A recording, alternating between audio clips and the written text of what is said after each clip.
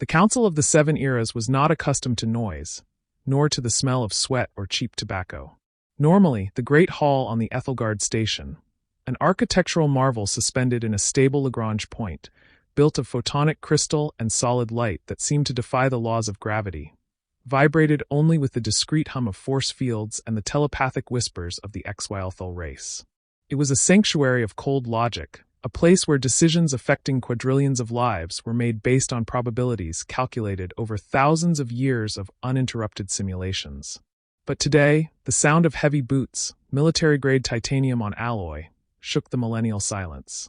The human ambassador, a gray-haired man with a wrinkled uniform and the gaze of someone who had seen too many sunsets on alien worlds, named Marcus Thorne, came to a halt in the center of the arena.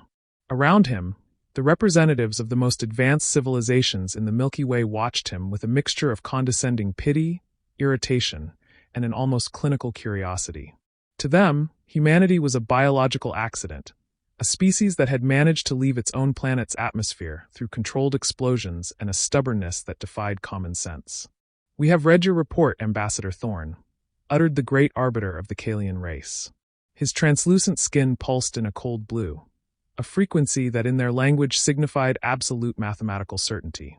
"Our calculations are definitive. Our propagation models, which predicted with 10 decimal precision the fall of the Horus Empire, indicate that the Sol system will be annihilated by the devouring void in less than 3 solar cycles. The void is not an enemy you can shoot. It is a migrating biological singularity. Your survival rate is exactly $0.0004%. Thorne didn't blink. He rested his calloused palms on the crystal lectern, leaving streaks of grease and dust that made the Kalians flinch in disgust. "Your calculations say we should pack our things and run." "Our calculations say that resistance is a logical error," interrupted a Exwylthal, its astral projection trembling slightly in the visible spectrum. "The Devourers are not a fleet. They have no command nodes, no supply lines you can sabotage. They are entropy personified. They consume biomass and energy with a thermodynamic efficiency of 99.8%.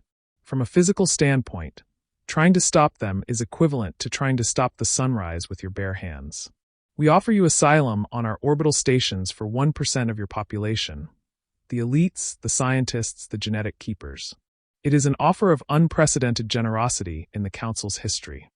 Marcus Thorne sketched a smile that sent a shiver of unease through the vast hall.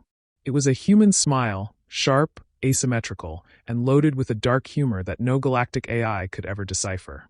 "You know, back on Earth, we have a long history of people trying to manage our species' survival through calculations," he began, his gravelly voice echoing in the crystal silence. "But we have something else. A small programming error in our limbic system. When someone tells us that the end is inevitable, a part of us doesn't hear 'get ready to die.' It hears 'get up and fight until the universe itself gets tired of hitting you.' You see a force of nature. We just see another thing we need to push aside to see tomorrow." While Thorne made his plea on Ethelgard, billions of kilometers away, the Sol system no longer looked like a home, but like a weapon in the process of assembly. 6 months ago, when the first research probes reported the cloud of non-existence coming from the Sagittarius constellation, humanity did not collapse under the weight of fear. Instead, the Great Vote took place, an unprecedented global and interplanetary consultation. From the dome cities of Mars to the mining platforms on Europa, every citizen had to answer. Do we accept the Council's offer, or do we play our last card? The result was a declaration of war against destiny. 98.2% voted for resistance. In the weeks that followed, the profit-based economy vanished overnight, replaced by the total survival economy. The shipyards in lunar orbit stopped producing luxury ships. Instead, they began assembling massive boxes of armor, fusion engines, and capacitor banks. 3 cycles later, the edge of the system literally went dark. The devouring void did not arrive with elegant hyperspace jumps. It manifested as a tide of organic darkness, a cloud of billions of cubic kilometers made of biosilicate nodes that ate photons. It was a negation of existence, a wall of shadow advancing at a constant speed, turning matter into energy and energy into food for its own expansion. On the command bridge of the carrier dreadnought Victory, Admiral Elena Vance watched the touchscreens monitoring the flanks. Around her, hundreds of officers worked in what was called the Iron Silence. Nothing could be heard but mechanical keys and the heavy thrum of ventilation systems struggling to remove the heat generated by thousands of tactical processors. Admiral, the Void's vanguard has reached Pluto's orbit. The Styx observation station ceased transmitting 3 seconds ago. They were consumed before they could trigger self-destruct, an officer reported, his voice remarkably steady. Then it begins, Vance said. They think we are mere organic mass. Let's show them we have bones of steel. Activate Phase 1. The Iron Wall. In the interstitial space between Pluto and Neptune, thousands of automated platforms activated simultaneously. These were not warships in the traditional sense. They were massive batteries of electromagnetic railguns mounted on blocks of concrete and lead. When they fired, there was no sound, only a violet flash of kinetic energy. Pure tungsten projectiles, accelerated to 5% of the light speed through overdriven magnetic fields, tore through the organic cloud. The impact was so violent it created thermal mini-singularities, evaporating void nodes instantly. But for every million nodes destroyed, 10 million more came from behind. The Kalians' calculations were coming true. It was like trying to empty the ocean with a spoon. While the tungsten projectiles bit into the darkness at Hades' base on Mars, buried under a mountain of iron and red dust, an army of engineers worked on what they called the mathematics of despair. Earth's magnetic shields are at 115% of their design capacity. If we push them much further, the superconducting coils will turn into plasma, reported Chief Engineer Sarah Chen. We just need 10 minutes of stability. Just 10, an assistant said, staring fixedly at the data stream from the sun. Meanwhile, in the asteroid belt, the Icarus units began their final mission. Each unit was a tactical-class artificial intelligence, installed on an asteroid equipped with continuous fire fusion engines. These AIs were not simple programs, they were digital copies of human volunteers, retaining personality, memories, and most importantly, the capacity for sacrifice. Icarus 42, an entity carrying the memories of a former fighter pilot from Brazil, scanned the approaching void cloud. He felt the enemy's hunger as an electrostatic pressure. This is Icarus 42. I've herded the left flank. The Devourers have retreated into the gravity corridor, according to plan. See you on the other side, the AI said, before pushing its billion-ton asteroid directly into the heart of a dense void formation. The kinetic explosion was visible from Earth as a new, ephemeral star. Hundreds of such stars began to appear in the belt. The void, an entity governed by efficiency, was forced to tighten, to become denser to withstand successive impacts. It grouped exactly where Thorne and Vance wanted, in the direct line of sight between Earth and the solar corona. Now, Thorne ordered from the Ethelgard station, his voice transmitted through subspatial relays that used the system's own gravitational energy. Project Archer, open the gate. In low solar orbit, a network of satellites, magnetic mirrors the size of cities, aligned with nanometer precision.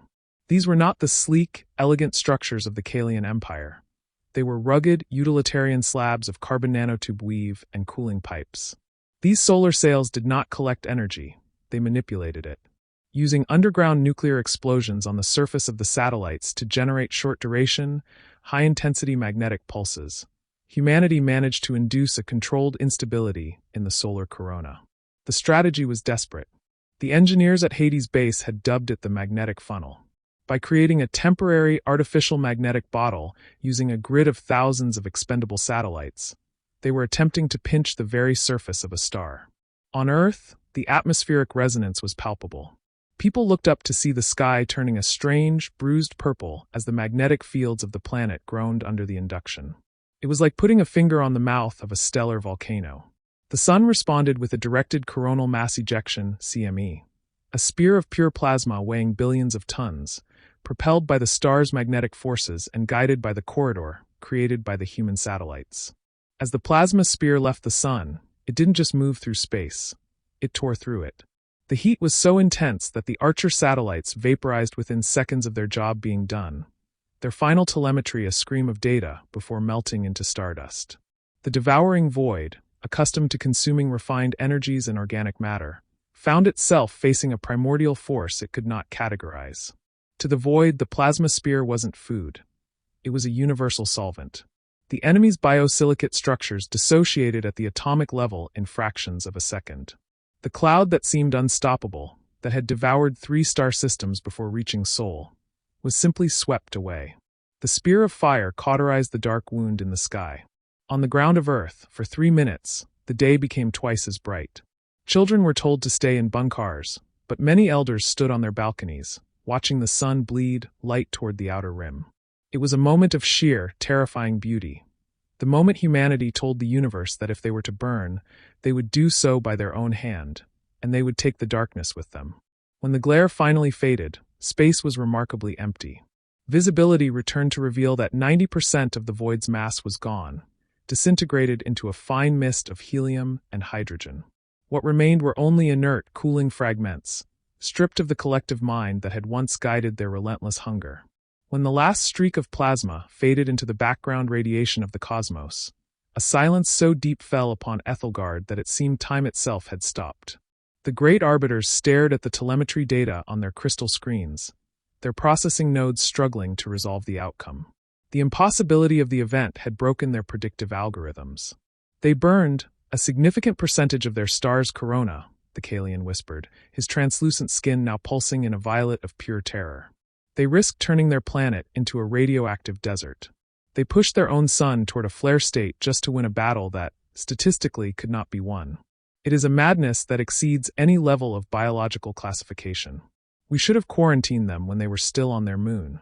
Ambassador Thorn straightened his back, his bones making a dry sound. The sound of a man who had fought gods and won, but was still mortal enough to feel the fatigue in his joints. He took a long, slow breath of the filtered, sterile station air. It wasn't madness, he said, his voice cutting through the telepathic fog of the hall like a knife. It was under-pressure engineering. We call it the human way. I checked the data a minute ago while you were all staring at your screens. Earth's magnetic shields held. We lost 90% of the planet's digital infrastructure. No internet, no satellites, no global power grid for a month. But we've got engineers who can build a radio out of a scrap heap. We have an aurora borealis visible down to the equator, a permanent crown of light for the planet. We might have to replant half of our rainforests, and we've got a lot of grieving to do for the Icarus pilots. But we are alive. All 14 billion of us. Not just 1%. Thorn looked up at the Kalian, then at the Exwilthul. For the first time, he didn't feel like a beggar in a palace. He felt like the owner of the house. The fragments of the void are being hunted down as we speak, Thorn continued. Our metal boxes, as you called them, are equipped for the cleanup. We're mining the debris. That biosilicate makes for excellent hull plating once you've boiled the hunger out of it. He headed toward the exit of the council hall, but stopped for one last comment, his voice now filled with an authority that no other race could ignore. The heavy thud of his boots seemed to emphasize every word. Next time you run your perfect simulations, remember today. We aren't the most advanced, we don't have crystal ships, and we can't read minds. But when you tell us it can't be done, we find a way to use a sun as a flamethrower. We are the architects of the impossible. And from now on, the Council doesn't decide what happens in Sol. We decide what happens in our corner of the galaxy. In the galactic archives, that day was not marked as a military victory, but as the great paradigm shift. The Council understood that logic has its limits, and those limits stop exactly where human will begins. Humanity was no longer a species under surveillance or a curiosity to be patronized. It was the species that had taught the universe that sometimes mathematics must give way to raw, primitive stubbornness. Thorn exited the station, stepping onto the transport that would take him back to a world of dark cities and bright auroras. He looked toward the distant star that was his home, his soul. It was a bit paler now, a bit more tired after giving so much of itself to save its children, but it shone with a new, defiant pride. A long reconstruction lay ahead, but for the first time in 10,000 years, the galaxy didn't look at humans with pity. It looked with fear and, for the first time, with a begrudging, profound respect. Humans didn't just survive, they had rewritten the rules of the game. Like the video?